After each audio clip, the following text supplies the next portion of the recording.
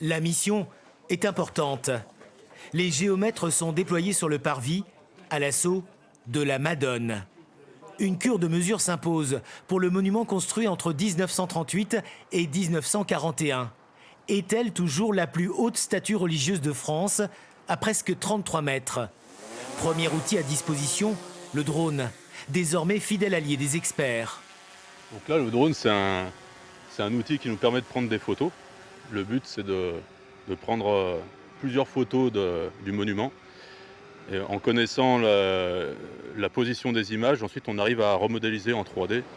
Chaque détail, chaque recoin est photographié.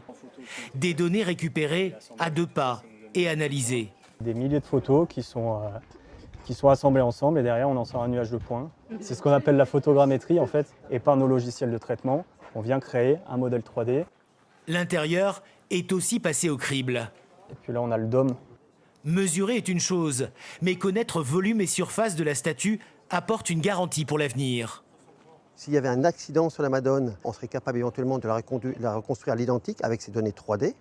En cas de restauration, que ce soit à l'extérieur ou à l'intérieur, pour avoir des données en quantité pour les entreprises, pour savoir éventuellement la surface de mur à restaurer, etc., on est capable de calculer a posteriori toutes ces surfaces à partir des données 3D qu'on a acquises.